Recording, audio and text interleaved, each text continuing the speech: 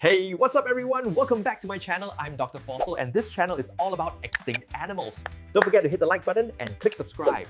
Hey everyone, welcome to the video. Today we're talking about the dodo, a flightless bird that became extinct centuries ago.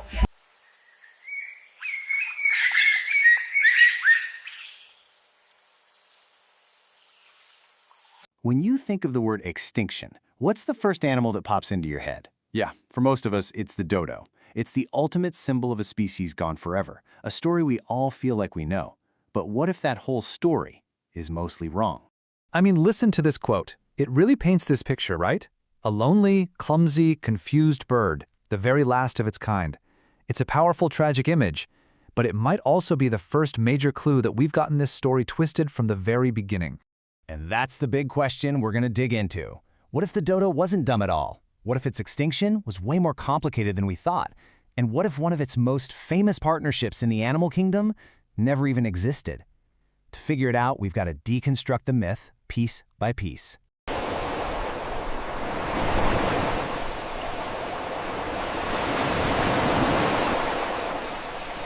So here's how we're going to break it all down. First, we'll look at the famous story we all learned. Then, we are going to debunk a really famous but flawed tale about a tree. After that, we'll look at some surprising evidence about how smart the dodo actually was, uncover the real reasons it vanished, and finally explore how this bird became such a huge cultural icon after it was already gone. It lived a peaceful life, undisturbed by predators. Okay, so let's start with the basics. Where did we even get this mental image of the dodo? You know, the one we all have. Turns out it has a lot more to do with an artist's imagination than it does with reality. And it pretty much all comes down to this one guy.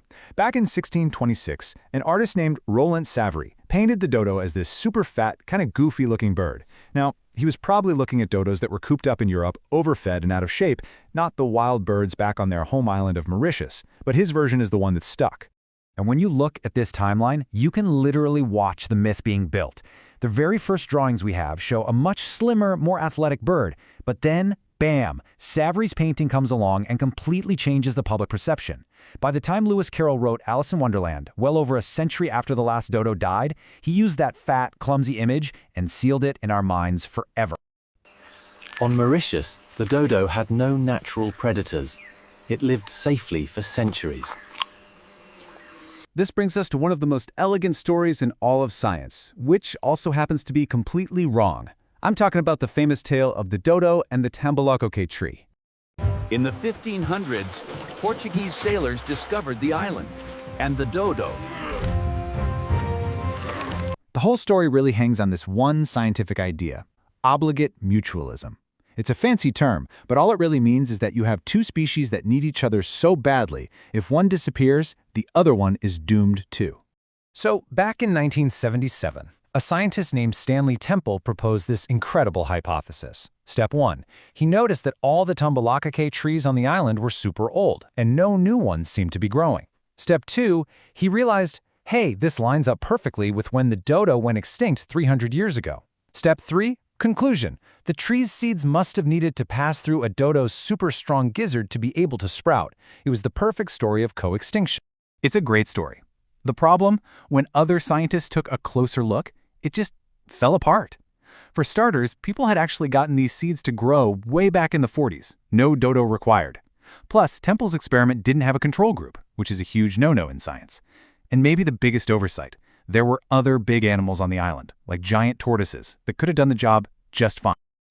It nested on the ground, laid eggs, and had no fear of threats. So it turns out the real problem wasn't about cracking a tough shell. It was about cleaning the fruit. See, without a big animal to eat the fruit and digest away all that sticky pulp, the fruit would just rot on the ground, and a fungus would kill the seed inside. The tree didn't need a demolition expert. It needed a gardener. All right, so we've debunked the tree myth. Now let's tackle that other big idea, that the dodo was, well, as dumb as a dodo. Where did that even come from? You know, the insult is literally baked into its name. Dodo probably comes from the old Portuguese word dudo, which basically means fool or simpleton.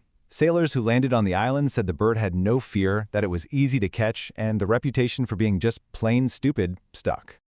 These sailors found the dodo to be slow, curious, and easy to catch.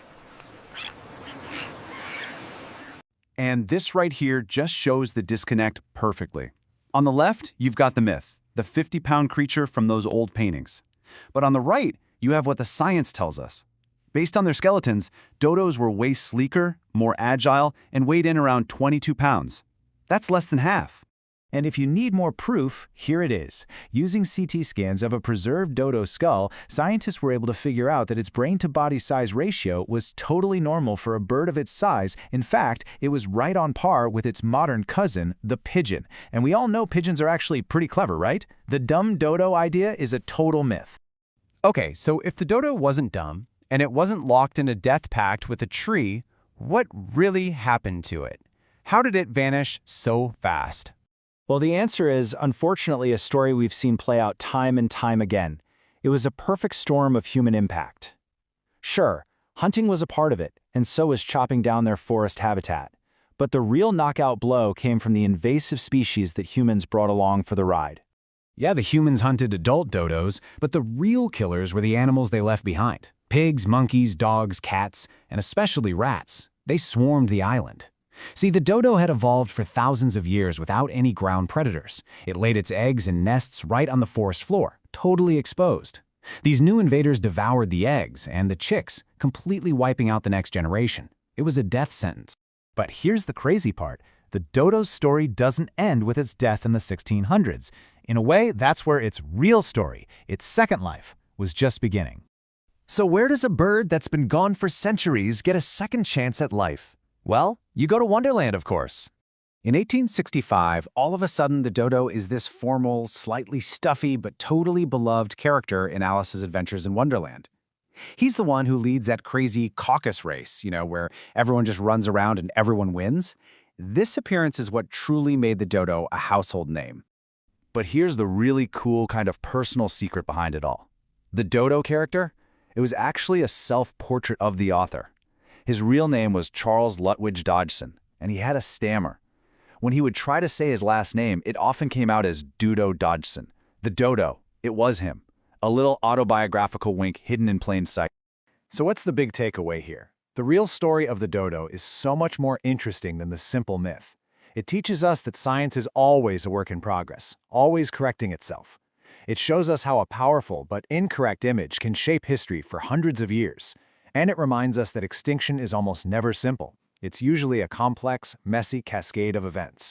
And that leaves us with one last really important question. It took us centuries to get the dodo story right. So as we look at the world today, as we face our own extinction crisis, which stories are we oversimplifying, stereotyping, or completely misunderstanding right now? That's it for today, guys. Don't forget to like and subscribe, and check out the video linked here. Thanks for watching. Bye.